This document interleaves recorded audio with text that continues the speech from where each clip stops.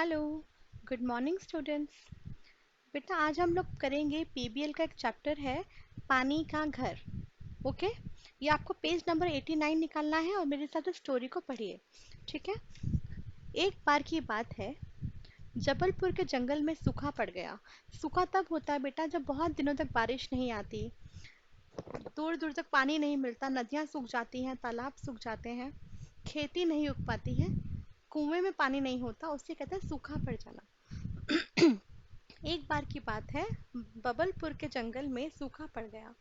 जंगल के सभी जानवर परेशान हो गए। उनके पास ना पीने के लिए पानी था, न ही नहाने के लिए पानी था, और बबलपुर की चिलमिलाती धूप से कोई छुटकारा नहीं था। चिलमिलाती मतलब जो बहुत तेज धूप होती है, जो चुभती है ना, जो आपको शरीर में या आंखों में चुभे, उससे कहते हैं चिलमिलाती। अब तो पेड़ों ने भी हवा देना बंद कर दिया था। पेड़ों से भी हवा नहीं आ रही थी।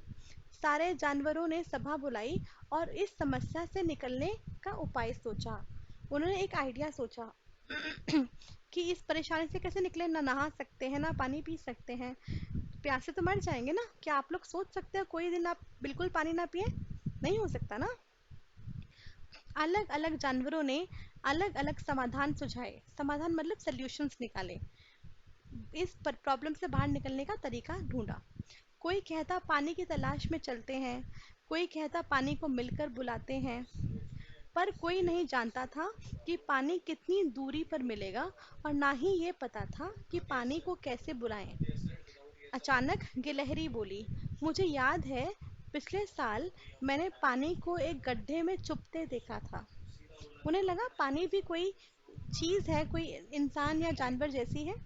उसने कहा कि मैंने कहाँ देखा था पानी को छुपते हुए? गड्ढे में। ज़रूर वहीं पानी का घर होगा, शायद वहीं पे पानी का घर होगा। अगर हम उसके घर जाकर उसे ढूंढ निकालें तो हमारी समस्या मतलब प्रॉब्लम सुलझ जाएगी, मतलब सॉल्व हो जाएगी। पर कहाँ है गड्ढा? हाथी ने पूछा। अगर पानी का घर इसी जंगल में है तो वह अब तक बाहर क्यों नहीं आया?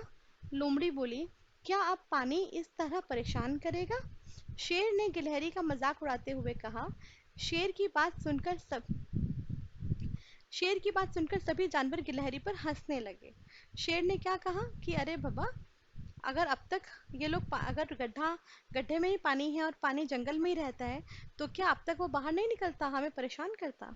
उन्होंने आपस में तय किया कि लोमड़ी और हिरन, जो तेज दौड़ते थे, पानी की तलाश में अगली सुबह निकल जाएंगे। शेर ने उन्हें रात में अच्छे से आराम करने को कहा। यह निर्णय मतलब डिसीजन लेकर सभी जानवर सोने चले गए। शेर ने क्या कहा, आज टाइम पर सो जाओ, अच्छे से आराम करो।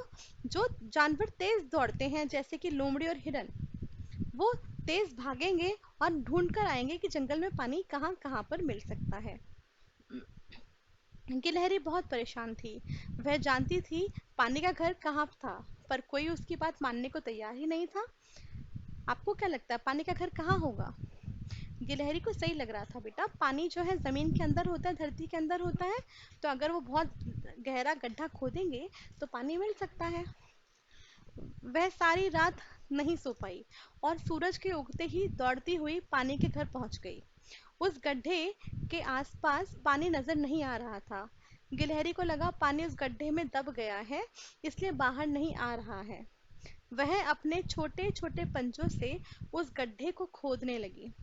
उसके पंजे बहुत छोटे थे, उसे खोदने में बहुत समय लग रहा था। कुछ देर में लोमड़ी और हिरन भी वहां पहुंचे। हिरन को गिलहरी पर दया आ गई। दया मतलब तरस आ गया। उसने गिलहरी की मदद करनी शुरू कर दी। थोड़ी देर में गड्ढा कुछ गहरा हो गया। वहां मिट्टी कुछ गीली नजर आने लगी। नीचे की जो मिट्टी थी ना, सूखी मिट्टी के नीचे गीली गीली मिट्टी थी। यह देखकर हिरन और गिलहरी का उत्साह उत्साह मतलब खुशी, एक्साइटमेंट बढ़ा। आलसी लोमड़ी को भी आलसी लोमड़ी मतलब लेजी थी, तो लोमड़ी जो आलसी थी उसकी भी आंखें चमक गईं। आंखें चमक उठी मतलब वो भी एक्साइट हो गई खुशी के मारे। अब उसे जंगल से दूर नहीं जाना पड़ेगा पानी की खोज में। वह भी जुट गई पानी का घर ढूंढने में। जब हाथी ने देखा कि लोमड़ी और हिरन अब तक जंगल में ही हैं, तो उसे बहुत गुस्सा आया। वह जोर से चिंघाड़ते हुए बोला, तुम दोनों अब तक जंगल में क्या कर रहे हो? तुम्हें तो अब तक पानी की तलाश में लग जाना चाहिए था। चालाक लोमड़ी बोली। देखिए हाथी महोदय, हम पानी की ही तलाश में जुटे हैं।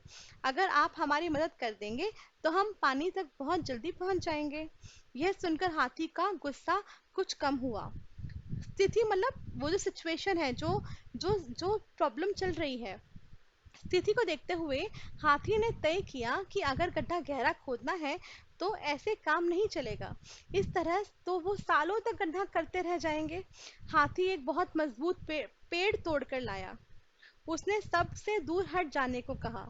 अपनी सूंड से पेड़ के तने को, जो पेड़ का जो तना होता है, जो स्ट्रॉन्ग पार्ट होता है, जो उसकी स्टेम होती है, बिग वाली, तने को पकड़कर हाथी ने जोर से उसको दूसरा हिस्सा जमीन में घुसाकर बहुत सारी मिट्टी बाहर निकाल दी। तो हाथी ने क्या किया, कुल्हाड़ी की तरह उसको यूज किया और पेड़ को, लंबा सा पेड़ का तना लिया, जोर से उसने जमीन में मारा, उसका एक कोना, और काफी सारी मिट्टी को एक साथ बाहर निकाल दिया। उसने यह कर उसने यह करना देर शाम तक जारी रखा। मतलब शाम तक वो ये करता रहा। सारे जानवर शुरुआत में हाथी का हौसला बढ़ा रहे थे। हौसला कैसे बढ़ाते हैं, चीयर अप करते हैं। कैसे, वेरी गुड, लगे रहो और करो हाथी, वेरी नाइस।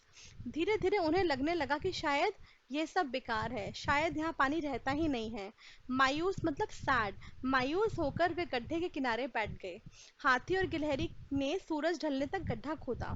फिर थक कर वे भी सब के साथ गड्ढे के किनारे सो गए। गड्ढा अब तक काफी गहरा हो गया था, पर पानी का कोई अता पता, मतलब कहीं पे भी नहीं पता था कि पानी कहाँ है।